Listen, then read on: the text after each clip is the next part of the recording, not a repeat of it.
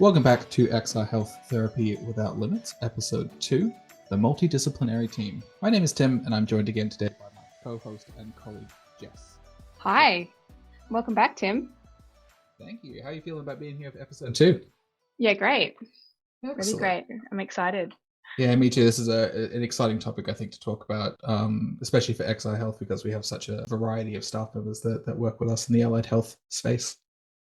Yes, and we'll be joined later by Jamie, who's one of our psychologists, who's going to give us some great insights into the psychology side of our business as well. So we'll look forward to hearing from Jamie later.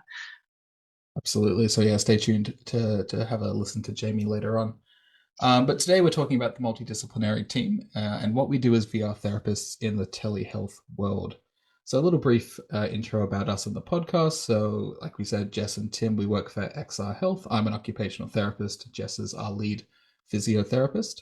And we work in the telehealth space using virtual reality technology to treat people of all different shapes and sizes and from different walks of the planet. Jess, how long have you been with XRHealth? I have been with company for moving on to 5 years this year. So I started back in 2021. So yeah, it's been great to see it grow and start to sort of hit the ground running here in Australia. So that's great. What about you, Tim? I've worked for XRHealth for a year and a bit. So I started back in 2024 and then took a bit of a year off to go and do something else. And then I've come back recently in the last couple of months. So yeah, it's really great to be back. I'm really passionate about the work that we're doing here at XRHealth, especially in the virtual reality space. I'm like a big gaming nerd myself. So I think being able to bring that aspect of my like fandom and personal life into therapy, I think is really meaningful, and it helps to connect with a lot of clients across all different age groups. And it's so nice to have you back too. Thank you. Such a great addition. So nice. Thank you. I Uh, appreciate that. It is really nice to be back. Awesome. So today we're talking about the multidisciplinary team and what that looks like in practice as allied health practitioners. So here at XRHealth, we've got the 3 allied health disciplines, which is psychology, as we mentioned, OT, and physiotherapy. So having those 3 together creates a lot of benefit for the therapist as well as for the clients, so that we can communicate quickly and effectively within our scopes, and also collaborating with each other so that we can move together on similar goals or collaborate on goals that the client might be moving towards. Yeah, absolutely. And I think the advantage of our little community of therapists that we have is that we all are connected despite living, all across Australia. I know for myself, I'm based in Western Australia. Jess, whereabouts are you based? I'm in northern New South Wales. There you go. So, on the other sides of the country, yet, Jess and I talk every day, and we can collaborate quite strongly, quite efficiently, despite, the distance between us. Yes, which is it's kind of amazing. So think about all of those clients, people who are out in remote Australia who can access therapists who are also sort of spread out across Australia. So it's just so easy to connect with us. Absolutely. And I think, I can probably speak for both of us here and quite a few of our clinicians. A lot of our clients are in that rural locality within Australia that just services just can't get to, or it's so costly for them to get there. It's just prohibitively expensive and uses all of their NDIS funding. So for us to be able to jump on call and meet with them once a week, I think is really beneficial, both in a therapeutic sense and for consistency for especially some of our younger clients, to have a therapist they know is going to be there, show up every single week and help them through their therapeutic goals. And then they can also access the other 2 disciplines and have that collaboration happening in the background for them as well, which is why we wanted to get together and sort of talk about that today. So if we talk a little bit about what VR therapy is, I know there's lots of myths that sort of run around on the internet, and maybe some things that people might think when they think about VR therapy. And I think the first one is that it's gaming. Yeah, absolutely. And we get that asked. Like I know for me myself, when I'm interviewing, especially for an initial interview, a lot of clients and their parents will ask specifically, how is gaming going to help my child or help my loved one or whoever happens to be. And it's a really common misconception that what we're doing is gaming. Um, Therapy doesn't have to be boring. I say this all the time, and OTs put the fun in functional, which is an expression I've gotten from someone years ago. But therapy can be fun, and I think it makes patients, again, especially younger patients, more Motivated. Yeah. mm, to what we're providing. And the gaming aspect of it, while it may seem like a game, we have designed these programs, and our company has designed these programs to have a therapeutic benefit from both a cognitive space, from where I'm working, and for Jess from a physical aspect, and then from psych from a mental health aspect. They're designed specifically to assist in those domains. That's right. So when clients sign up with us and want to do the VR therapy, they'll be sent a headset that is locked to the XRHealth therapeutic applications. So it's not like an open gaming device that they receive. And our applications are all sourced and created based on gaining therapeutic outcomes from them. I would say that they get used in many different ways across the disciplines, but the apps that we use are aimed to create that sort of therapy feel to it. So I was moving towards the one size fits all myth. So people might think that, okay, so they're getting this device and they've got these apps on it, and then everybody is playing the same apps in the same way every day. So that's not actually true. Although we all use the same apps, we will all use them in different ways. So psychology might use a mindfulness app in order to reduce anxiety. And then OT might use a mindfulness app in order to calm down the nervous system. And physiotherapy might use a mindfulness app in order to create focus, for example. So each person has a different treatment plan, the settings are different, and the applications that they are exposed to will be different in different ways. So Jess, a question for you. How does VR become a therapeutic tool as opposed to just therapy itself? So the way that I look at it is the VR headset is one tool that I might use in a therapy session. So if you walked into a physio clinic and you had a treatment from them, then they might use massage, they might use joint mobilization, they might use dry needling, they might use exercise therapy as an example of the tool that you have if you're in a face-to-face clinic. So as a remote therapist, I can't use some of those tools, but the VR therapy is one of those tools that I have in my basket. So I can use VR therapy, I can use exercise prescription, I can give them education and advice, I can have them do breathing exercises. So that's an example of the tools that I might use in my therapy belt, so to say. Does that answer your question? Absolutely, yeah, absolutely. Yeah. So, why does VR work so well in a telehealth setting? Well, the beautiful thing about VR is that it is a tool that the person can access within their home. So if I am sitting in front of my computer and I'm treating someone, then the VR therapy is a tool that they can use on the other side of the computer. So it's helpful to create movement. I can get them doing endurance activities, so getting their heart rate up, getting them exercising. They can be working on their proprioception, which is a big thing. So proprioception means their awareness within space, so knowing where their limb is within space, or you might think of it like coordination.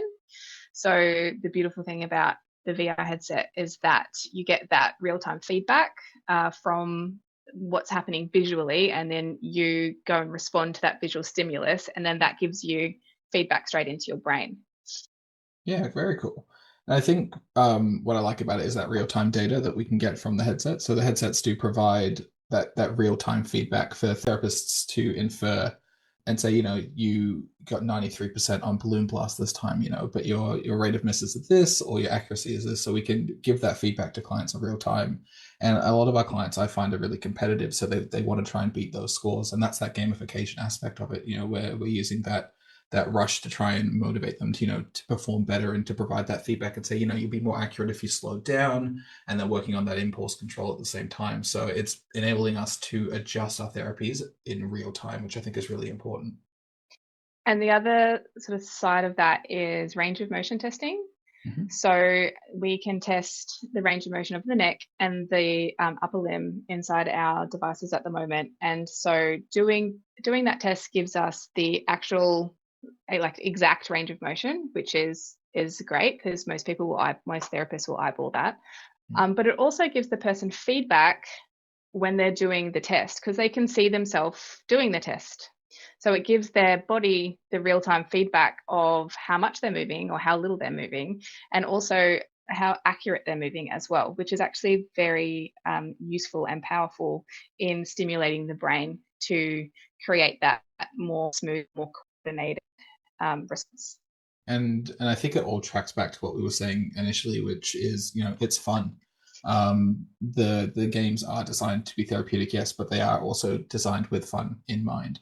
And it's, I mean, I can use Jess's example as the range of motion test, not particularly the most interesting test to do in a clinic with a person, where you stand there and that you get their goniometers out and they measure that range of motion. But when you're doing it in the headset, there's that, I guess, out of world immersion that you're bringing yourself into, which just even a range of motion test can actually be quite fun, for someone experiencing it the first time. Yeah, it's kind of gamified. Makes it Absolutely. like a fun sort of game when you're doing different activities within the headset. So even though it is therapeutic, there's that they've created a game out of it, which is, yeah, it just makes it a bit funner. It creates more engagement, and it definitely makes people more motivated to actually put the headset on and do their exercises.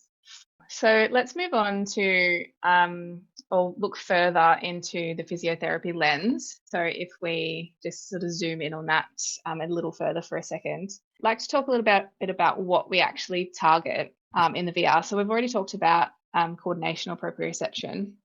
So the other things that we might be looking at is people's balance. So getting that visual feedback and training the vestibular ocular reflex by giving feedback from when the neck is moving in space within the headset creates quite a significant stimulus into improving their balance. So we can improve their balance just by doing exercises within the headset. The other system that you train is the visual system. So when you put the headset on, you don't have the visual feedback of your immediate surroundings. So that actually creates sort of a more of a bias towards your vestibular system, which is your balance system. Kind of like if you think about someone that might be blind, can become better at hearing. So it's sort of similar when you put the headset on, because your vision is decreased, then you need to start to work or use more of your other systems in order to move and balance and do the things that you're doing inside the headset. That's really cool. Yeah. So the other thing that we work on is endurance and fitness. So we've got a couple of apps that will encourage you to punch and duck and weave and squat and get your heart rate up. So we find this particularly helpful for neurodivergent children because they are generally people who don't like to get outside and move around much for a few different reasons. One being that they might be a bit more hypermobile than others, so their joints are a little stretchier, so they actually find it hard to move and they get tireder because of that. They generally have poor coordination, so they're not really good at it. So they're not good at going and kicking a ball or catching a ball. So that sort of decreases their motivation. Mm-hmm. And the social aspect of having to go out and interact with someone else can be a barrier as well. So using the headset to improve their endurance and fitness is actually really important. And it's a great tool for them to be able to use to get their heart rate up and improve their endurance so that they can actually go out and maybe start to catch up with their peers or do an activity with their peers. Finally, I wanted to talk about what conditions that we treat. So I've just talked about the neurodivergent population, but we also treat neurological conditions with the headset. So stroke rehab, I've got Parkinson's disease clients. It'll be appropriate for MS clients. So the the beauty about the headset with these populations is that they generally have lower mobility, so they can't get out to access therapy as well. The headsets create great feedback systems, as we've already talked about. So it gives them that visual sign or inside the headset of where their arm is in space. So if there's someone that has a neurological issue that limits their arm function, they can actually get that feedback within the headset. And we also treat all types of musculoskeletal conditions, so just like general things that you go to see the physio for: arthritis, injury rehab, spinal pain. The headset is great for low back pain and neck pain because of some of the applications that we have and the way that we can measure range of motion. So yeah, there is a lot of things that we can treat with the headset and also via telehealth. Just to summarize for physio, VR allows motivation, which is great because physio exercises can get a little bit boring. I'll admit it, and I'd say that I have quite poor compliance to the exercises that they usually have to do. So it makes it more fun. It's a safe repetition, so you can slowly and gradually increase their movement through safe repetition and slowly increasing the settings. There's the objective movements that we can record, like range of motion. We can record smoothness or proprioception, and therefore it's measurable. So we can measure their improvements over time. And then finally, that sensory feedback is just so important. And this sensory feedback that they can gain in the headset is visual, through what they're seeing, auditory, so there might be auditory cues when they hit a target, for example. We've got the vestibular system, which we've spoken about, but there's also the tactile system. So the controllers vibrate, so you get a vibration when you complete certain tasks, and that will feed back into the system, into the tactile systems, which is actually another way to get that sensory feedback. Cool. Any questions, Tim? No, or maybe that I can elaborate on? No, it's all great, and I think that's what I like about working in a multi-disc team is that like I learned so much from yourself and from our psychs and from the other physios and other OTs as well. And while like OT is always seen as kind of a jack of all trades, like we kind of dabble in a little bit of everything. It's really great to have people that are working with XR that are so specialized in their fields. That if I have a question, I can go ask Jess, and there's a wealth of knowledge there, and same for the psychologists as well, and vice versa. If Jess has an OT question for me, she can come and ask me. So I think, it speaks volumes to the knowledge that Jess has, but also the applications that we can do with all of that knowledge in the VR space. Yeah, nice. So maybe if we now segue into talking a little bit more about the occupational side. Tim. Absolutely. I'm up. It's my turn. It's my time. Yeah. Yeah. All right. Let's do it. So OT and the VR. So I'm gonna take us on a journey back, 100 years to the origin of OT. And there is contextual relevance for this, and that OT started in the World War, with people returning from war that were traumatized or injured and things like that. And they had nurses on the ward getting these veterans to weave baskets, essentially. Which is where the term basket weaving came from, associated with OT, and never call an OT a basket weaver because it sets off a whole different story. But the concept behind this was getting these veterans to do an activity or engage in an occupation, which is where OT sort of came from, was shown to have therapeutic improvement.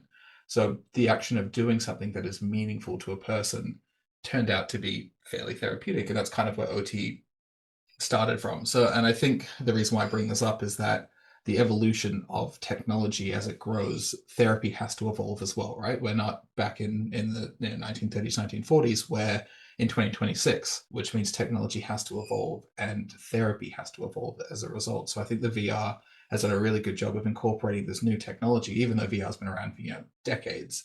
It's much more accessible now. We can send out hundreds of headsets as a company, and see hundreds of patients with the headset.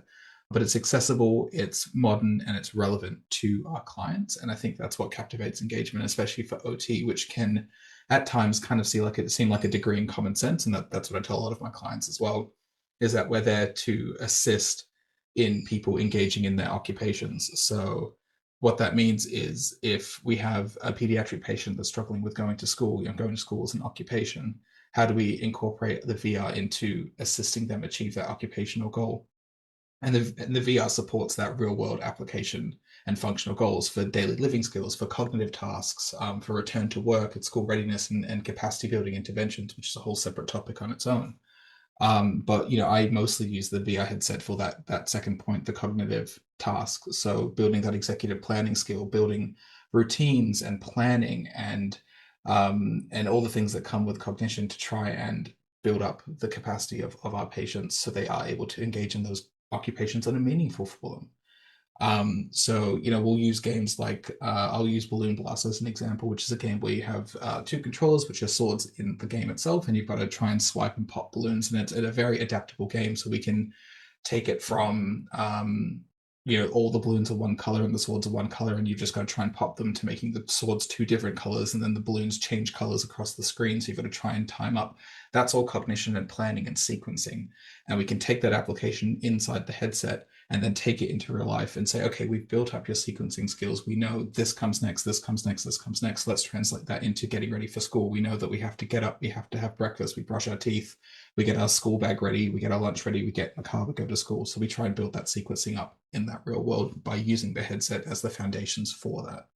So by practicing meaningful activities in this controlled, adaptable environment, so a lot of our pediatric patients, again, are gamers. They want to play video games. They want to have fun. They get that serotonin hit, and games are designed to kind of carrot on a stick you. So they're giving you little dribs and drabs of serotonin along the way and dopamine of achievements and getting high scores and beating a boss and doing all these different aspects of it. And the VR takes that aspect of it, rewards our clients for doing well, and then we can use that to say, okay, that feeling that you felt in the headset, let's now take that to real life. That rush that you get when you complete that game or that boss or whatever it happens to be. Let's try and adapt that into your real life schedule and routine. And that's really the value of context-based therapy within the virtual space. And for us and for me specifically, and I think for all OTs, it's always about, and for therapists in general, it's about listening to our client and finding out what is meaningful to them. We can see goals in our clients as therapists because we look at them through a therapy lens. But my goal for, little Billy to get more sleep might not be something that Billy values because he likes staying up late and he, that's part of his routine. Even though sleep is so important, we have to make sure our goals are aligned and we work together along with the parents to try and figure out the best context-based therapy that we can do with them and then incorporate that into the virtual space. So we've talked a little bit about the occupational therapy and physio lens. We're joined now by our special guest, Jamie, who's one of our psychologists at XRHealth. Welcome, Jamie. Hi, Tim. Hi, Jess. How are you guys? Good, thanks. Great. Jamie, do you mind telling us a little bit about yourself, how long you've worked at XRHealth, and how the psychology team uses the virtual reality headset for therapy sessions? Yep. So I've been with XRHealth since, gosh, I think it was 2021 or 2022. So going on to the 4 years this year. I work with sort of across the age range of clients, so including kids from as young as 7 to adults at this point around 65. Also on various things, so autism, ADHD, anxiety, pain, trauma. My sort of areas of interest includes sort of approaches include a bit of CBT,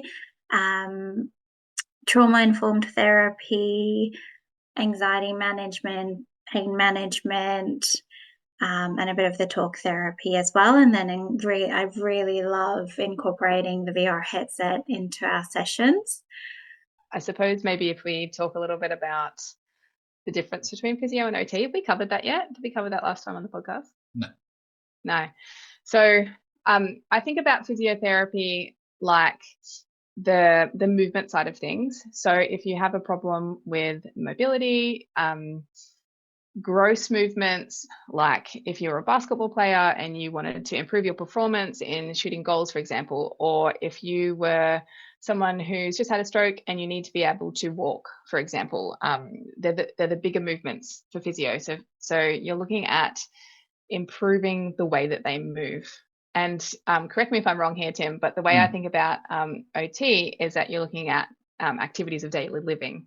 Yeah. So you're looking at the way that people need to function to do things. So the way that they need to dress and eat, and there is some mobility in there, but it's often more zoned into the fine side of things, so the fine motor things. How do you use a pen or pencil? How do you use cutlery? How do you do a button, do a zip, and those sorts of things. So I think of physio like the bigger movements. So it's like seeing how you can move better and perform better. And I think about OT more like zoned into the activities of daily living. That's great. And I think from an OT perspective, when I say, hi, I'm Tim, I'm an occupational therapist, I'll get one or two responses. I'll get usually the polite nod, like, okay, which you can see in their eyes, they have no idea what I am. Or you get the other option, which is, I already have a job though. I'm like, okay, that's occupation. Yes, is job, but that's not what occupation means to me. So explaining that is really important. But physio and OT constantly get confused. And the way that I explain to clients and the way that I think about it is that a physio will get you out of bed, and an OT will ask you why are you getting out of bed. So it's what's the purpose? Like what's motivating you? What do you want to go back to when you're getting out of the bed, when the physio is working so hard to get your knees working, or your back, or your hips after a replacement, or something like that in the context of a hospital? What's waiting for you at home? What are you trying to get back to? And what meaningful occupations are you trying to engage in that I can get you to? And what are the barriers in the way of achieving that goal? And that's kind of what it all comes down to, is as an OT looks at the barriers to you achieving those occupations, and will either find a way to overcome those barriers. Think of it like a big wall. We're going to either build a wall around it, we're going to climb over the top of it, and if that fails, we're just going to bulldoze straight through that wall and make a new path. And if someone doesn't have an occupation or doesn't go to school, then their occupation might be playing cards with their friends, or Absolutely. it might be surfing, or it might be, it's an activity that you want to be able to do, that you enjoy or that you need for life. Absolutely. There's a model that we use in practice called the model of human occupation. There's also a couple other ones, COPM, Canadian Occupational Performance Model. There's a few different ones. And they kind of break down the occupational demands of a person. So they look at their environment, their volitions, which is their motivation to do things. It looks at their spiritual aspect. It looks at their personal aspects, all these different factors that play up in it. And it's this massive mind map of all these different factors, and applying that to a client and saying, okay, let's look at all of these different factors, what engages them in any kind of occupation. And that occupation, like Jess said, could be anything, right? It could be sleep. Sleep's my favorite occupation. I love sleep. Or going to work might be someone's quite literal occupation. It could be as simple as getting up out of bed so they can go and be a mum or be a dad. That is an occupation in itself. So tasks, roles, positions, all those things form that occupational profile of a person, and that's what we look at. Oh my God, being a mum with an occupation. Huge. My goodness. Huge. 24 hours a day. It never Job, stops. that one. Never stops. It never stops. Oh dear. Yeah. Great example. Okay, so we've talked a little bit about what the multidisciplinary care looks like in the VR session. So I just wanted to speak a little bit to how we overlap. So physio, OT, and psychology, and even speech, we don't have speeches at XR, but we all work within the allied health lens. And there's heaps of crossover, and OT experience it consistently because we kind of dabble in, like I said before, little areas of everything. So, I'll work with psychology on emotional support and emotional regulation skills because I have training in that, but I'm not an expert at it like a psychologist would be. So I'm looking at through the lens of, okay, there's an emotional dysregulation at school. That school is part of our occupation. What are the barriers to engaging in that occupation? It's an emotional regulation issue. What strategies can we incorporate through my lens? And then I'll drag in the psychologist and say, okay, from your position, what do you think are some of the things that we can do? What can we do to incorporate that into that child that helps them engage in that occupation? Yeah, and I suppose if we think about an example of like shared goals or collaboration between the three disciplines, then just an example might be, so we have a client that might like to go out into the community and access something that they like doing. Say it's an art class. So that say that client has anxiety and they don't really want to leave the house and go and interact with other people because that makes them anxious. So the psychologist will be working on that aspect of how can we help them to reduce their anxiety and have strategies so that they can go and leave the house and interact with this class. So the OT would be looking at the actual action of painting. So what upper limb function is required for that, right? So say it's someone that has an issue with their arm, they've had a stroke, for example. Yeah. So they need to be able to actually use the paintbrush. And then the physio will be thinking, okay, how am I going to get them to the class? They need to get up out of their chair. They need to walk out the door. They need to get down the stairs. They then need to sit in the class and use their core and be able to sit upright in order to actually use their upper limb. So that's kind of an example of how we might all come together and get this person to that art class. Absolutely. And we all have this shared goal in mind. And it's a shared goal not only between the therapist, but the patient as well. Like this patient wants to go to the art class. We've identified the barriers that's preventing them from engaging. And now we're coming up with a plan to allow them to engage, which will increase overall health in general. Yeah, and the beauty about XRHealth is that we're all here together. We know what's going on. We can speak to each other in real time. We've got a messaging system that we use where we can just reach out to each other at any time. And so we can communicate with each other with the consent of the client, of course, and then we can work together to identify any barriers that there are. So maybe, OT's like, okay, we've got great paintbrush is happening, but they can't get to the class. Okay, so I need some help from Jess. So let's reach out to Jess. Hey, Jess, have you been working on the mobility, or where are you at with that? What can I do to help you move forward with that? Absolutely.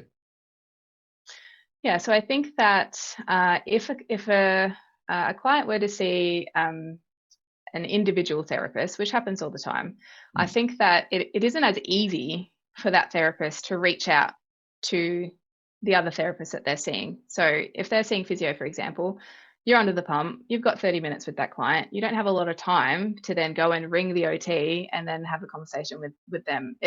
People do it, but it's a lot harder.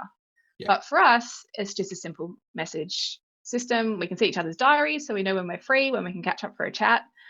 So it just makes it so much easier to work together as a team. Absolutely. And I've worked in person clinics, and like this team at XR is really cohesive. Like Jess said, we have a messaging system that's everyone's really active on. I could message any of the members of our team and say, hey, do you have 5 minutes to talk about this client? Pending consent and making sure that they're being looked after. But we all have the same goal in mind, which is collaborative effort to improve the performance of our clients. Great. So we wanted to speak quickly about what excites us about the future of VR.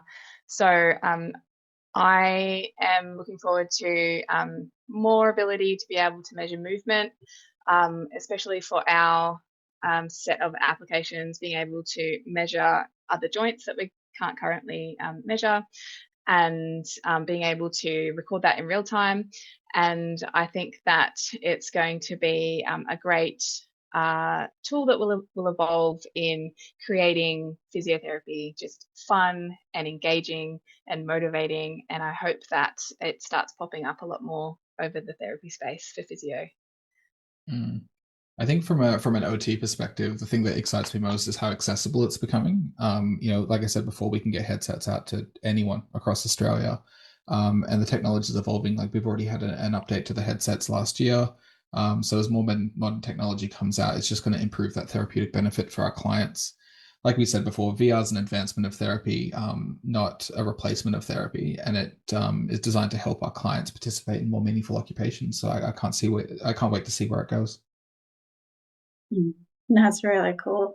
I think from the psych side as well, there's been so much promise that's been shown in making practicing skills and facing challenges more safe, fun, and effective. So it just really works on that sort of client engagement and getting really good results and building that rapport from the beginning. So it shows lots of promise that way. So closing reflections. So we're just going to give one key takeaway each. So for me, I think that exercise is the heart of a physio treatment. And I think that VR creates a fun and motivating experience so that you're not having a boring and repetitive sort of exercise plan. I think from OT, key takeaway to take today is OT is about finding what occupations are meaningful to you. So have a think, if you're listening, about what occupations you engage in that drive meaning in your life. And VR helps our clients discover this in a virtual environment to work towards their goals in the real world, which is really great to see. In terms of using VR therapy in psychology, it gives you a lot more of that personalized evidence-based support from your registered clinicians, and that helps you with rebuilding confidence, well-being, and daily skills. And as with telehealth as well, it's all from the comfort of your home.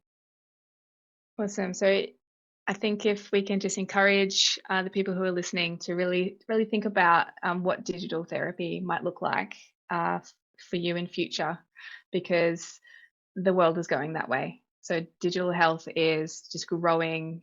It's becoming more recognized. It's going to be showing up in the regulations boards of Australia. So I think that, just have a think about what might be coming for you. What might you be able to access? So we just wanted to finish off with talking about some questions from the audience. So each question, each discipline is going to talk a little bit about how it looks like in their discipline. So the first question is VR therapy safe?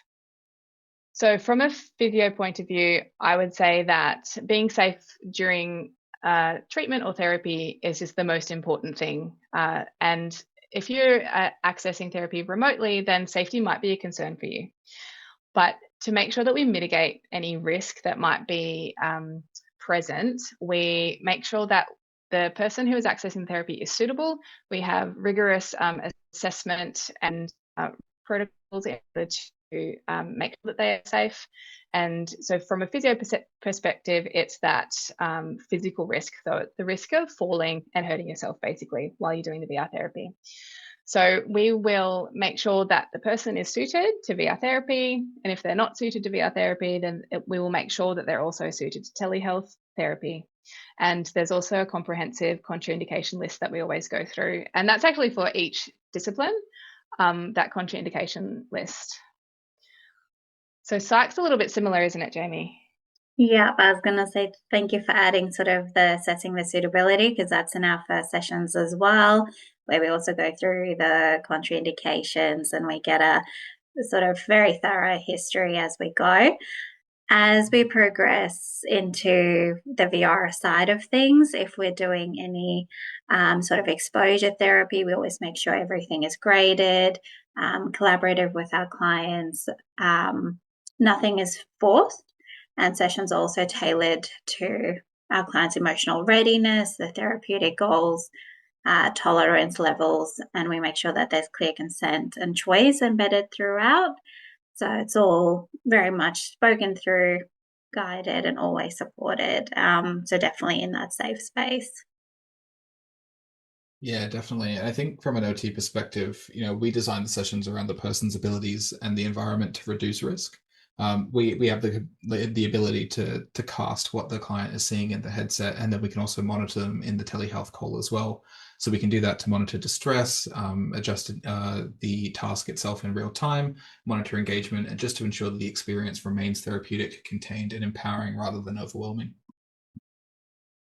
Awesome. So the second question is, isn't VR therapy just for young people?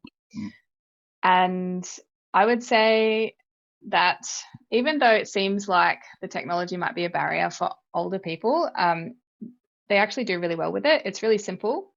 So the elderly can use the VR therapy for sure.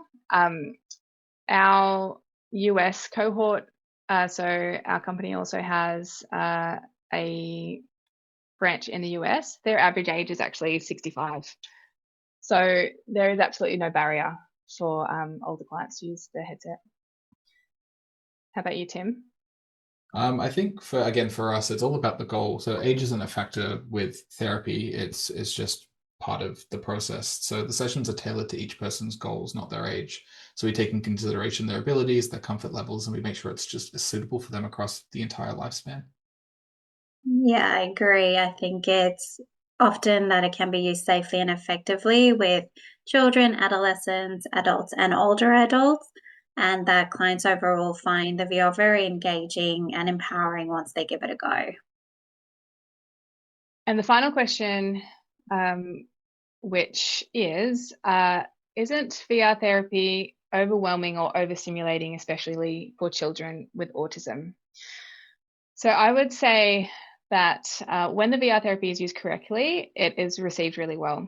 So it's carefully paced, it is customizable, and the clinician is always present there to adjust the situation, the duration, so how long they're in the headset for. So it's always a gradual exposure into the VR.